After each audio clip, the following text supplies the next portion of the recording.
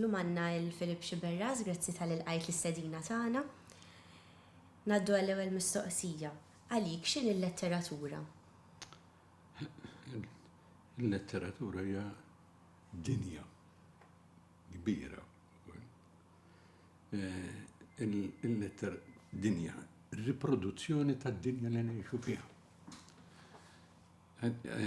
Fejn għandek il-kreazzjoni ta' suġġetti, postijiet, ġrajiet, avvenimenti, emozzjonijiet, daw kollha li jikkonfluwixxu ġal-letteratura, sija jekk poeżija, romanz, drama u ġeneri oħra ta' kitba, short stories, per eżempju.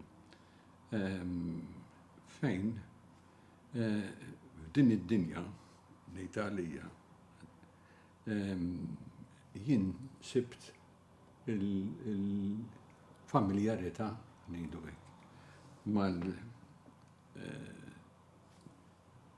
man-nies. Għax la riflessjoni tal-ħajja ta' kuljum, mela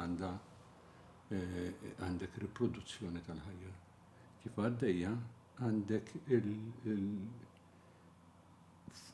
il-faxxa wiesa ta' karattri li mbagħad fil-professjoni tiegħi ta' avukat bdejt niltaqa' magħhom. Per eżempju, jekk Klex ta' Kof li kien karattru di Inspector General ta' Gogol u għamaru bħala kittieb, ma da bdejt niltaqa' miegħi. Jekk Otello u l-ġelus bdejt niltaqa' miegħu. Jekk Molċalin li kien karattru ħelu ħafna fil-kommedja ta' Gribojedev, Whitworth's Woe,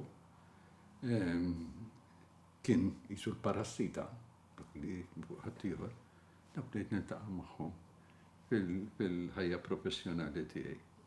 U tintabaħ li għawaj, mhix dinja separata, di dinja mibnija fuq ir-realtà, di dinja u l-karattri dawn maħodin mill-ħajja. Jatuk sodisfazzjon, pjaċir u x'ismu.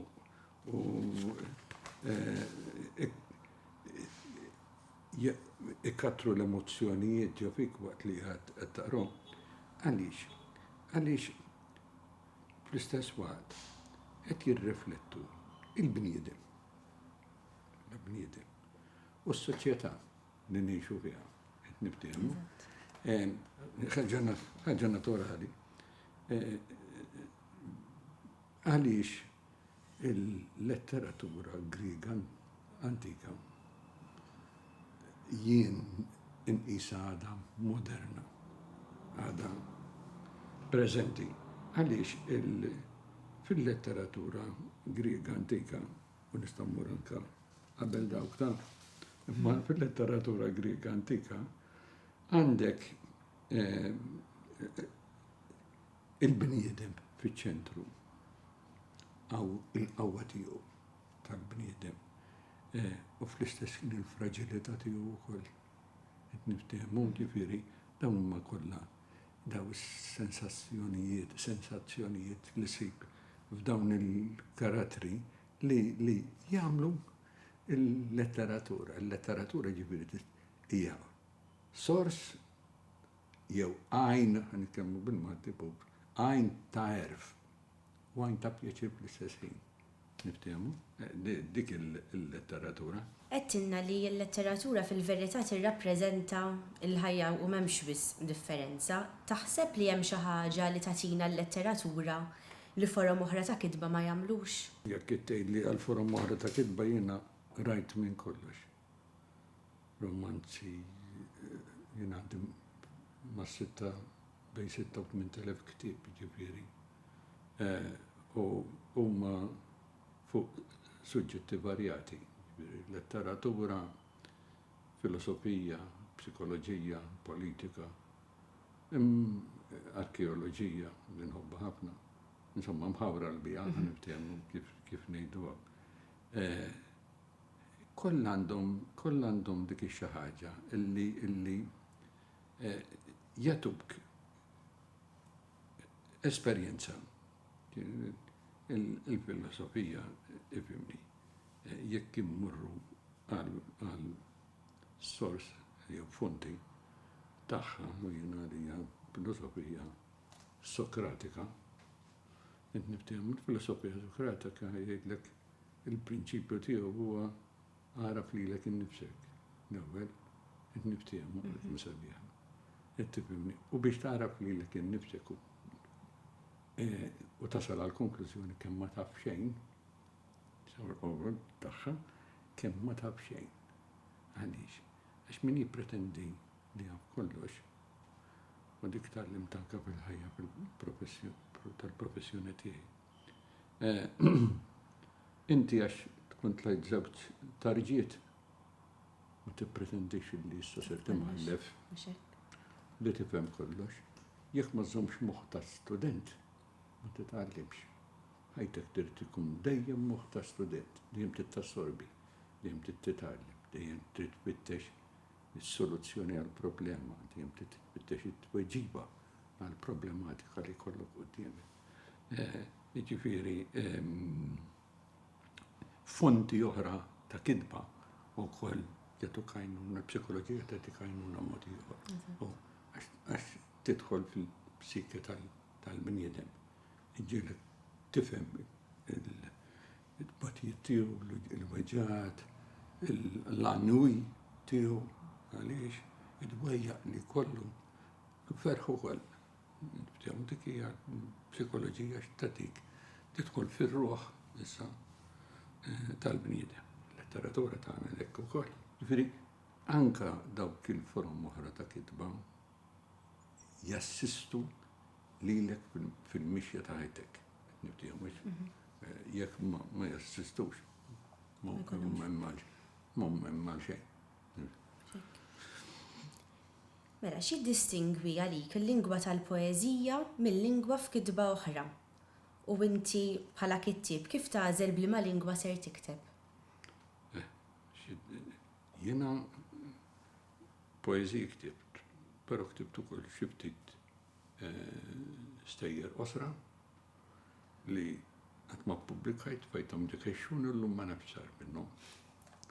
Dispjaċini tant għandi taħwit ta' karti u ta' kodba li ma sibtomx ipprovajt insibhom ma importax. L-ewwel ġibda li kelli biex nikteb ħaniftehmu kienet il-poeżija. Għax kulħadd donnu kull kittieb jażel il-medium l-iktar iħossu komdu fih. Niftehmu. Il-poeżija li kienet il-medium l-iktar ħassejtni komdu biex nitrasmetti l-emozzjonijiet, il-passjonijiet interni tiegħi. Dawn u x'ismu. L-importanti tażel x'tażel minn dawn il-mezzi biex tikkomunika ħsibijietek, dawn l-emozzjonijiet li qegħdin ngħidu, dawn il-passjonijiet li kull wieħed minnha għandu, qed niftehmu li inti tkun konsistenti miegħek innifsek. Ġifieri, il-veru poeta huwa dak li ma jaħbi xejn. Li jiżvela lilu nnifsu mod eri quddiem kulħadd qed niftehmu biex il-qarrej li qiegħed jaqra jaraf dan il-poeta mill-liema esperjenzi tal-ħajja ikun għadda. Għalhekk jien il-poeżija tiegħi u naħseb bosta mill-poeti inqisha bħala awtobiografija tiegħi. Niftehmu mill-bidu sa l-aħħar waħda. ġifieri dan huwa l-okol. Jevtuċenko wkoll kien tal-istess ħsieb, Jevgeni Jevtuċenko, illi fil-fatt kien kiteb. Niftakar, kont rajtu bit-Taljan autobiografija prekoċi. U kien jgħid li wkoll li għalih il-poeżija kienet l-autobiografija ta' ħajtu. Għalkemm kiteb fuq ġrajiet, mhux fuq innifsu, ma fuq ġrajiet li seħħew f'pajjiżu, ir-Russja, u kif dawk il-ġrajiet mbagħad affettwawh. Bħal Babijar tiġini frasi ġifieri dik kienet ġrajja partikolari, ġrajja traġika ħafna. U x'ismu, u għandek minn dawn il-x'ismu s-sitwazzjonijiet ta' ġrajiet li qed iseħħu madwarek bid-dinja. U kif dawn jirriflettu fuqek, jew kif inti tarhom qed niftehmu, u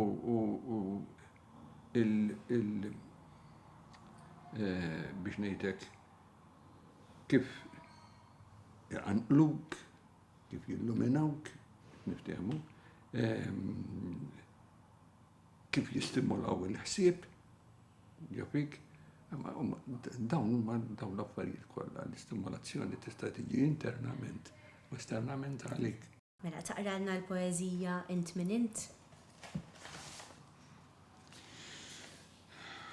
Dina kienet biex ngħidulek l-ewwel poeżija tiegħi li ktibt fis-sena 1963. Int minn int li ħlaqt is-sema l-kwiekeb, il-frott fis-siġar u fil-ġonna l-wart, meta jfettillek, meta jogħġbok, tqajjem tempesti tella l-bħra fl-art. Int minn int biex tgħid li kollox sewwa, waqt li ħlaqt il-fqir u s-senjur, jekk ridt stajt tagħmel kulħadd xorta, minflok nissilt mi beda u terrur. Int minn int biex tħalli l-ġens ludi, jgħaddi minn tant ħruxija tant ġrib, ridt forsi tpatti dak li għamel lilek, u d-dew it-toqol kiefer tas-salib. Int minn int li ħlaqt l-iswed u l-abjad, saħansitra l-bniedem tajtu l-kulur, waqt li l-abjad tajtu l-ġid is-seta, l-iswed ħallejtu mkasbar u maħqur. Int minn int biex tgħid li tħobb il-ħlejjaq, u li żjed fosthom tħobb it-tfal ċkejtnin. Hekk kif dawn jikbru donk titlaqhom, bukkuna lil bħubthom il-bnedmin. Int minn int biex bosta mill-pojeti jarfu fik missier twajjeb u ħanin, u jien daqsxejn ta' qamħa falqa kbira rajt twig bislelt, l-imrar, rajt il-ħażin. Dana naturalment hija indirizzata tiftijem għal min indirizzata din il-poeżija. Il-mistoqsija toħroġ wieħed. Affettiva ħafna. Thank you. X'fisser għalik il-Moviment Qawmien Letterarju? Il-Moviment Qawmien Letterarju aħna ifimni. Konna 4 flien, nitkellmu bil-Martisew, illi qed nitkellmu minn nofs is-sittinijiet illi ra l-bidu tiegħu li kont ngħix f'Raħal Ħażabuġ. Ik-tliet flien li konna prinċipalment kien ġew Krima, Fran Sammut u jien. U kollha konna nqogħdu viċin xulxin. Ir-Raħal. U kollha konna naqraw, niftehmu. Inħarbxu xi ħaġa, qed tifhimni. U ħareġ bidejja Alla jafirlu ġew Grima, fosthom jien għadni ħaj, taġwud, x'ismu, insellmilhom dejjem. Ħareġ bl-idea li jrid iwaqqaf moviment. L-iskop prinċipali ngħid jien tal-moviment ma kienx dak li għamel distakk mill-letteratura li ġiet qabilna. Iżda li wassal il-letteratura, iktar il-kultura in ġenerali, lill-poplu. Il-poplu kien maqtuħ mill-kultura. Illum, grazzja tal-Allah, il-kultura qed tinfirex ferm iżjed, waħda mir-raġunijiet prinċipali għaliex qed tinfirex iżjed, għaliex il-poplu naturalment qed jiġi edukat ferm iżjed. Hemm differenza fejn aħna li konna ngħixu fl-aħħar konna mdawrin b'nies illitterati ibda nies mill-familja tiegħi stess għax kienu jafu jaqraw jew jikdbu ġifieri. Jaħseb wara kemm ħadd waslilhom il-kultura. Allura ridna nagħmlu sforz biex inwasslu din il-fema tat-tixrid tal-kultura fost il-poplu in ġenerali. U bdejna norganizzaw minn hemm u man manu li bdejna norganizzaw naturalment bdejna ninaqdu ċ-ċirku ta' illum ormai. Antikalja jew antiki, sejħlhom litri. Ngħidulhom antiki biex ma nkunux dispreġġattivi. Antiki illi fil-waqt li komplew jikbu jwaslu il-ġismu kienu jagħmlu poetry sessions żmien, niftakar li kienet saret xi waħda r-Rabat minn għalijaj u waqt xi jazz session jekk niftakar minn memorja tiegħi. U mbagħad mamma non biex jismu nanka teatru Grik kien mit-traduzzjonijiet minn ta' traġedji u il-kummedji Grigi antiki għal Malti jew l-Ingliż niftehmu u kienu saru kien hemm festival ta' teatru Grek jidilli kienu nies minn tal-Moviment. Iktar il-qudiem mbagħad kien hemm Bertu Marshall u Alfred Sant, Predu Sant, illi ippruvaw joħolqu teatru avanzat li kienu semmew x'senuru dak iż-żmien u jien kont ipparteċipajt anke fih għax jiena darba minnhom fettilli ngħidilhom qisu Ċekov dak. Għedtilhom mela dak tajjeb daqs Ċekov pereżempju. U daħlu parti waħda minn dawn x'ismu li kont wara l-portiera ngħid Ċekov. Anyway, kien żmien ieħor, ma kien żmien sabiħ. Konna niltaqgħu il-belt u naħseb illi il-għan ta' twaqqif tiegħu xerba xi ħaġa biex ma bida jgħaddi żmien iktar mbagħad bdew jitilgħu ngħidulhom hekk il-kittieba ġodda oħrajn, novelli qed niftehmu.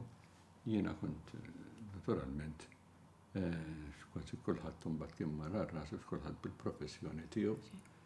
Jien kelli l-professjoni tiegħi u naturalment ma stajtx illaħħaq bejn il-professjoni u dawn l-avvenimenti u l-xismu li bdew jagħmlu, ma naħseb serba ħafna, żgur li serba ħafna. U xismu, u kuntent ħafna li jien li serba fil-fatt għandkom issibu xismu l-ħsieb tiegħu ħareġ għamel ġabra tagħhom nimmaġina li tafu bih Alfred de Gabriele jismu Siparju. U dan huwa kollu l-ħsibijiet ta' diversi awturi Maltin fuq il-ġismu, fuq il-Moviment. Mela, semmejtilna ħafna kittieba barranin, kien hemm xi wħud li forsi influwenzawk iktar mill-oħrajn fil-kitba tiegħek?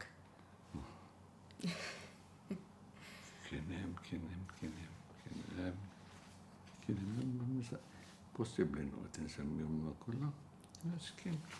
Forsi wieħed iktar mill-oħrajn. Nibdew hekk. Il-krepuskolari Taljani naturalment ħallew l-impatt tagħhom fuqi wkoll. L-Ingliżi mhux daqstant, forsi kulturalment iktar għandi l-ġibla lejn din-naħa tal-Mediterran, kien hemm poeti Griegi bħal Sciberras u daw, ir-Russi s'intendi, ir-Russi huwa il-mimmi tajnija, il-klassiċi Russi huma l-mimmi tajnija. Fimni, kollox issib it-tafal li mbagħad inti taġen u toħroġ minnu u tieħu dik l-ħaġna minnu mill-kittieb tal-mejtin. Nitkellem fuq iċ-ċiviltà Eġizzjana. Kittieb tal-mejtin ukoll għax jiġu miktub forma ta' poeżija niftehmu. Daw kollha jħallu trid jew ma tridx. Inti taqrom. Tassorbi dak li miktub niftehmu, tħossom qegħdin jistimulawlek ċertu ħsibijiet, tifhimni jew ċertu emozzjonijiet. U dawn mbagħad minn ma trid dawn jixirfu f'kitbietek. Tifhem? U kien hemm xi influenzi Maltin fuq il-kitba tiegħek? Dak iż-żmien fil-bidu tal-kitba tiegħi l-iktar wieħed li kien jinfluwenza kien Rizor Bripa u x'ismu u Qawmien Wassal, daw it-tnejn prinċipalment.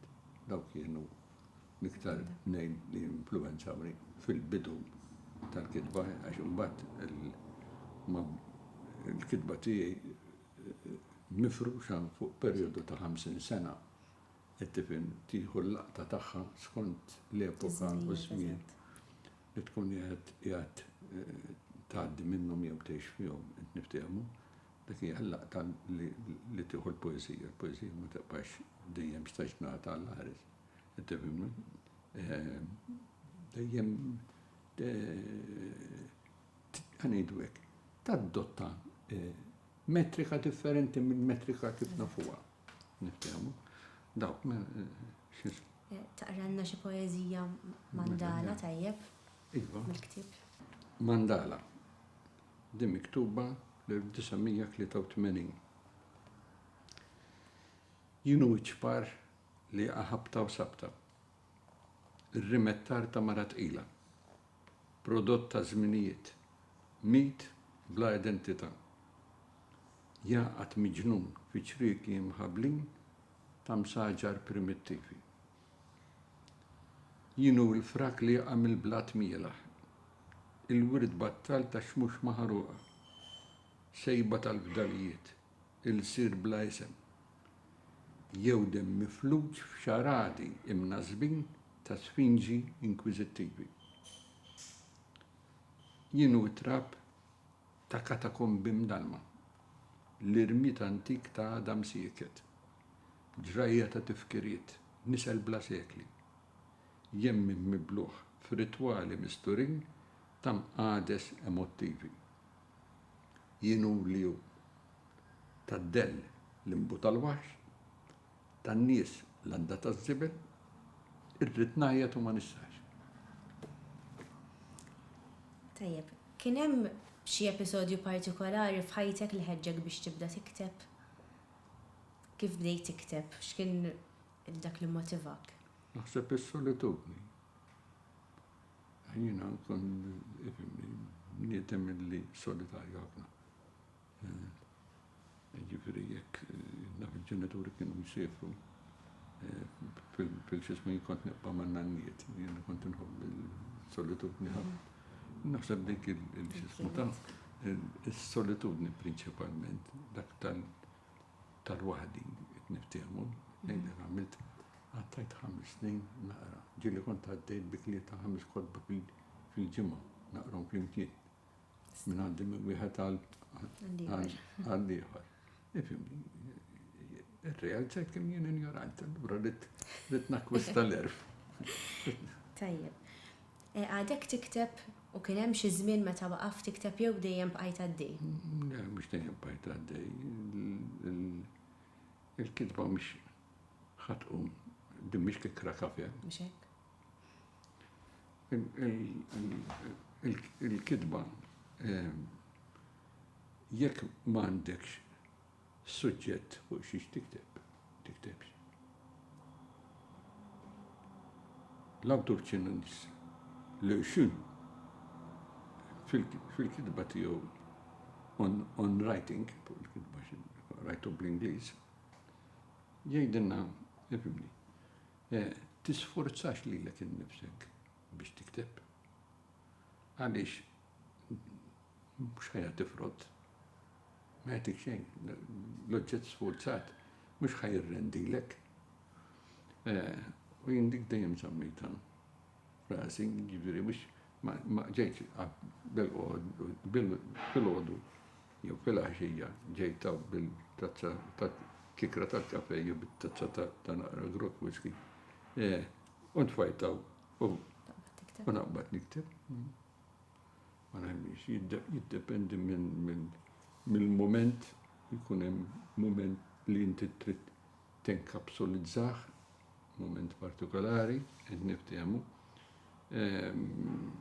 U dak il-moment imbagħad ma tix tħallih jara. Jibqa' jew jiġri ġa moħħok. Jien pereżempju kont nħobb inżomm lapes fejn norqod. Jekk jaddi li xieħsi. Il-ħat nizlu.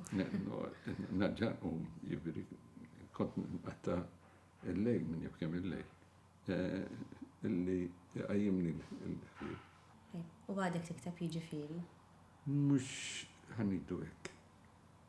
Inħġanit il-kitba ma tħaddikx. Pero il-lissa kwestjoni ta' snin li waqaft nikteb.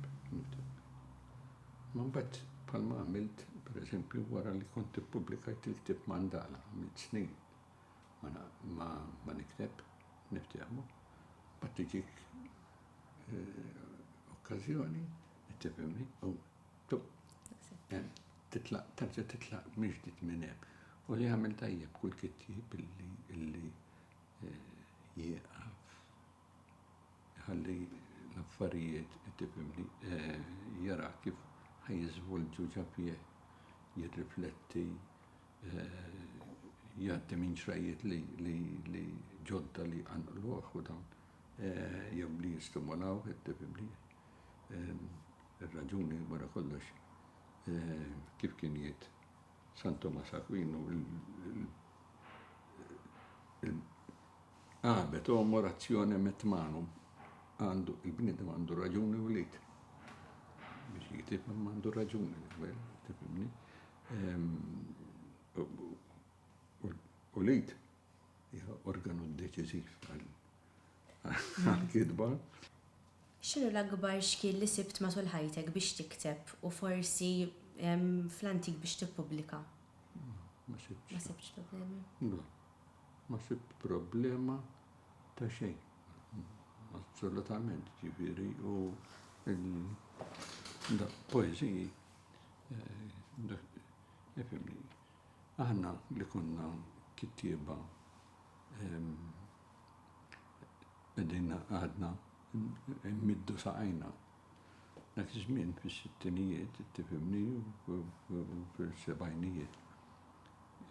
Il-ġurnali bħal l-Orizzont, it-Torċa, il-Ħajja, niftakar. Dak kienu kollhom paġna letterarja. U kull wieħed minnha kien jinsisti biex poeżija tiegħu tiġi pubblikata, jew kienet tiġi pubblikata fil-ġurnal għal konsum ġenerali. Qed niftehmu u veru ħaqhom proset dawn l-istamperija tal-Union li kellhom propju din paġna fej setgħu iwasslu l-letteratura, tifhem, tagħna kittieba novelli l-ismien lill-pubbliku in ġenerali. Dawn bija ma sibx skoll ta' xejta biex nippubblika daqqa xejn. L-ebda ċensura ġifieri. Lanqas No, l-ebda ċensura ta' xejn. U l-autoċensura temmen bija? Kan nagħmilha jiena stess, mhux ħaġa loġika, nifhimni. Mhux x'ismu ta' jekk ħarġet mill-binna tiegħi, qed niftihem nagħmel autoċensura fuq innifsi. Qed tifhimni it-trażin. Kull bniedem jagħmel Allaħ ma nagħmlux l-autoċensura, allura għadna dejjem fil-ġungla. Imma tista' tkun kidba mill-aktar ngħidu hekk qawwija, ħarxa li tista' forsi tweġġa' lajn ta' min jaqra. Nika, ifhimni, what's good for the goose is good for the gander. Qed tifhimni minn ma jaqra ma jaqrajiex, qed tifhimni ma bija nippubblika. Ranna l-poeżija sentiment. Lill-binti Lara. Dan di miktuba fil-1979 u għandi xi tnejn jew tlieta oħra fejn tidħol binti fin-nofs. U anke binti mbagħad. Mela, sentiment lill-binti Lara. Ibki binti, ħanerfek, unħadnik, unanqek, unfistek, inmelsek, unbennek. Ibki binti biex tfisser trid tiekol u tixrob u tilab bil-pupa jew tgħidli qed tibsa mid-dlam u mill-ġiganti. Għad tikber u tibki dmugħ ieħor ta' waħx u ta' dieqa fi skit ta' dinjietek bla ħadd min ifarġek u jħadnek u jagħmlek u jmelsek u jbennek. Kif taħseb li dak li kien qed jiġri madwarek affettwa l-kitba tiegħek? Diġà ċenna Italja, diġà nirreferi Italja. Dak kollu li jiġri madwarek jitrasforma ruħu fil-memorja tiegħek. Niftihamu. Mill-memorja joħroġ fil-fażi espressiva tiegħu, qed tifhimni, u mill-fażi espressiva it-tagħti forma lill-ħsieb, lix-xewqat, il-mod kif dik il-ġrajja ta' madwarek sata tistimulak, ma kull ħaġa li jiġri li tal-bniedem, li ġrat mill-bniedem, kapaċi tistimulak għal-finit ta' kidba. Kif tħares lejn l-iżvilupp li seħħ fil-qasam tal-letteratura Maltija minn meta bdejt tikteb int sa issa? Ma tantx kelli, ma tantx għandi familjarità ma x'ismu. Jibgħatu li orajt naqra u x'ismu. U jien nara li hemm 4 poeti ta' stoffa. Ta' kalibru l-toħbi ċirtarom. Insemmi Marja Ganata waħda minnhom, pereżempju, rajt poeżija tagħha, George Borċieħor. Niftehmu. U hemm oħrajn, fimnu noqgħod tista' nippuntwalizza fuq dak u nħalli oħrajn barra mhux sewwa, però ifhimni. Il-poeta sa jikteb ċirku, jikteb Peppu ma tagħmilx differenza. Is-sentiment li qiegħed iwassal hemm u s-sabiħ tagħha li d-dinja mħerwla, l-ħares kollha l-istess, qed tifhimni, dak is-sabiħ tal-ħajja li aħna kollha mħerwlin, kollha impastati minn ħaġna differenti, qed tifhimni, x'inhija kif kulħadd l-istess. Kieku m'hemmx taħżel, anyway, imma ifhimni. Nara li hemm futur għal-kittieba Malti, qed niftehmu oħrajn li okorru li ġifieri issa ta' mhux fil-qasam tal-poeżija ma fil-ġismu Walid Naban nħobbu wisq, jogħġobni wisq. Mifsud ieħor, niftim, Freddu Sant li kompla jikteb. Ġera li wkoll Alfred Ġera, Elix Vella Ġera, skużi. Dawn nidilhom l-antiki, komparat mal-iktar reċenti. Daw kollha komplew jikdbu ġifieri ma dendlux il-penna bħal ma għamilti bħalissa. Dendet il-penna ċertu numru ta' snin. Imma oħrajn biex intejn nara jismu għandi ma nafx x'm'għandix dawn ma kollha potba qegħdin warajja għal-qari. S'issa dejjem nġib. Il-kodba ruħi neħin li daw jien. Ma rridx narhom fuq computer jew fuq Kindle. Mhux hekk f'idek. Jien f'idejjer, tinxummu l-ktieb, rrid inħossu l-ktieb f'idejjer. Biex jagħtini x'ismu, jagħtini skoperta ta' misteri, jitni arkeologu, jgħatna nimraħ ġal-ktieb, nsib xi ħaġa jisum. U dejjem nimmarka fihom. Niftehmu, dak li jorqodni nimmarka mbagħad. Tajjeb, l-aħħar mistoqsija, kif taħseb li nbidlet il-Malta li ngħixu fiha llum? Matul is-snin. Kif inbidlet? Bl-iktar mod ħanejdu hekk. Rivoluzzjonarju ma mhux fis-sens ta' rivoluzzjoni ta' battalji u x'naf jien niftehmu. Imma b'mod li taraħ jinħass qed niftehmu hemm differenza minn żmieni. Żmieni aħna konna maqfulin f'kanċa. U għalhekk Fransamut għandu l-ktieb kanċa. Aħna konna maqfulin f'kanċa. Feudali, medjevali. Fejn laqas tista' tesprimi l-opinjoni. Diffiċli tesprimi l-opinjoni tiegħek. Għax tiġi ċensurat. Għandna fi żmieni sittinijiet kienet kellna ċensura spjetata li kienet timxi. Jien ħantik eżempju. Kont ġibt minn barra ir-romanz Nana ta' Emil Zola. Tamma li il-posta ċensura. Għattilhom minn minnkom tabu x'fih. Sadana dak jgħid fuq l-index Librorum Prohibitorum tal-Vatikan. U allura x'ismu, ma jistax jidħol, qed tifhimni. Jiġri kollox kien assoġġettat. Qal x'taħseb il-Knisja, x'jaħseb il-Vatikan. Aħna konna f'dik is-sitwazzjoni li kienet sitwazzjoni tremenda. Tal-waħx tkun f'sitwazzjoni li laqqas kulħadd jaf illi jiena kont simpatizzant tal-Partit Laburista u kont membru bil-Parlament. Imma niftakar dak iż-żminijiet fejn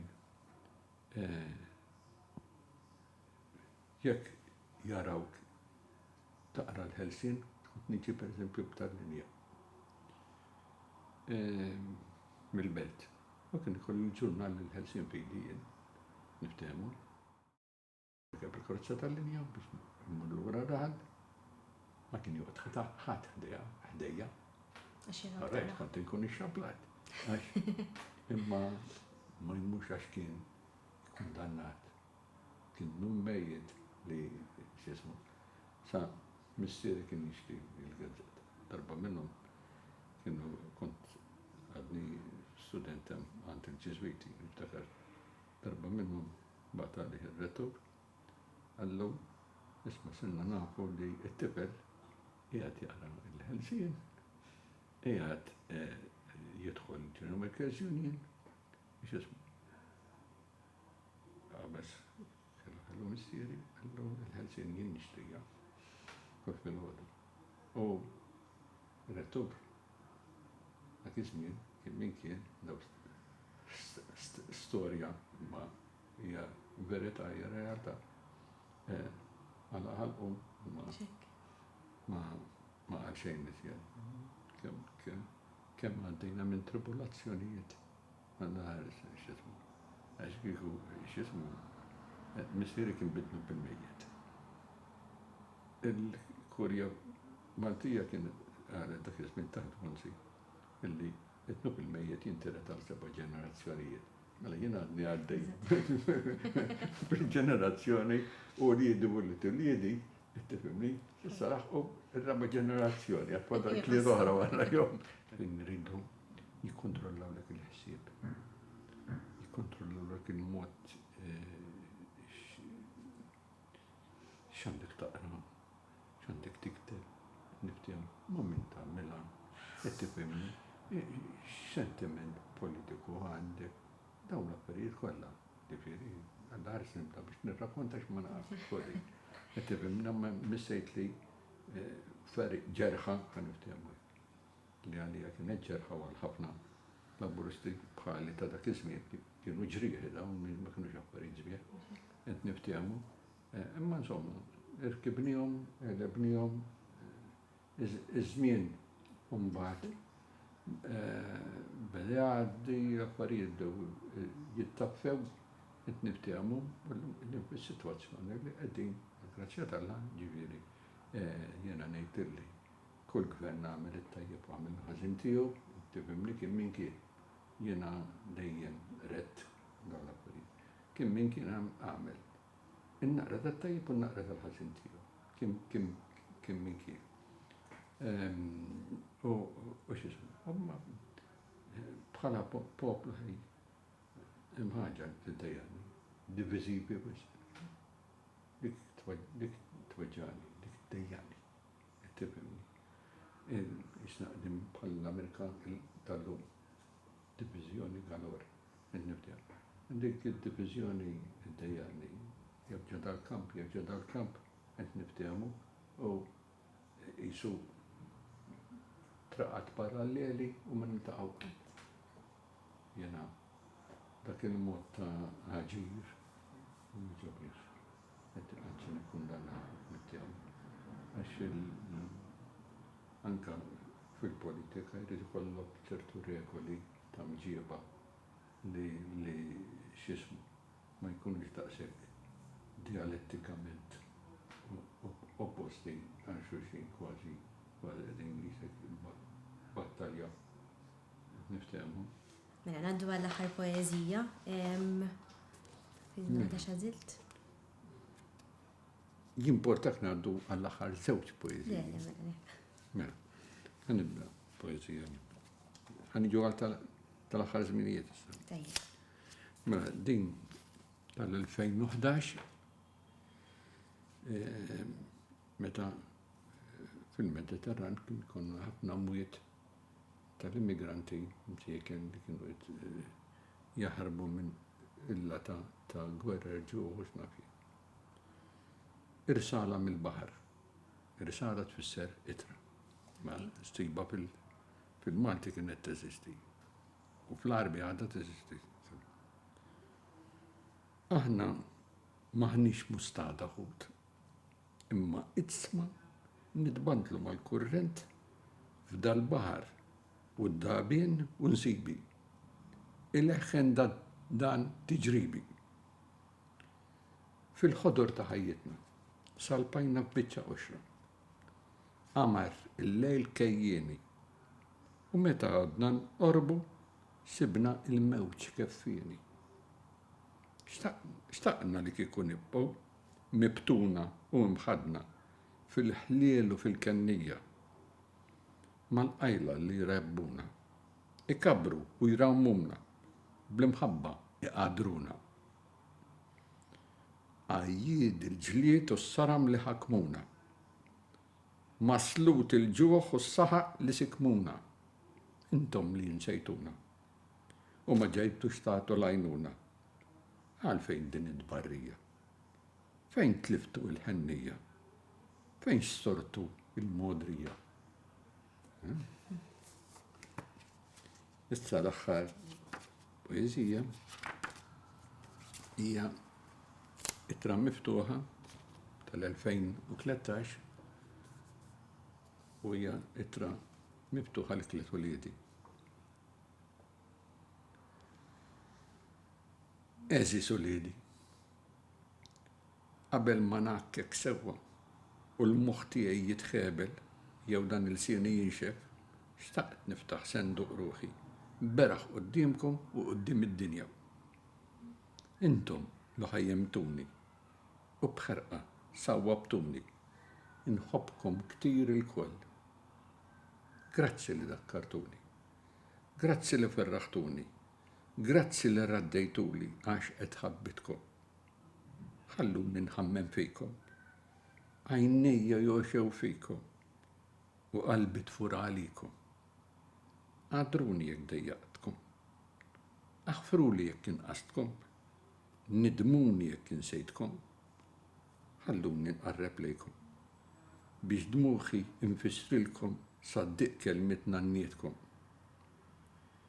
Ħannina mal-makusa, ħaqqiqa għall-imrejdna, edrina mal-imsejkna. Ħaġa oħra nitlob minkom. Li meta l-mewt tifridna, ħuddu ħsieb marti jomkom li wilditkom u katru dejjem l-għaqda li kabritkom. Bimħabbet wilkom infaslin kefnuni. Fir-raħal twelid ġiddi itfnuni u li le tibkuni. Għandi kotrana l-ozza li sqejtuni. Grazzi ħafna, tajba ħafna.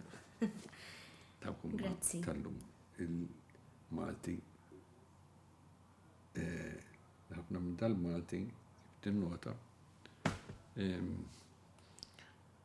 maħdux popolari sija fil-kitba u sija fil-mod tal-espressjoni li hija ħasra. Għax ħafna mill-vokabularju Malti jgħat jintelef. U jintelef iktar ma jgħaddi żmien, iktar qed ikonna telf tal-kliem bil-Malti.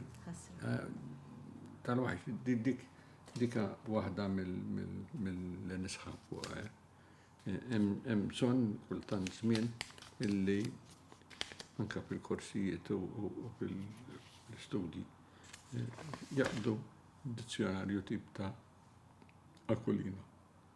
U jibdaw jaqraw kelma l-klim bil-Malti u t-tifsira tagħhom. Għaliex nub l-intelef, per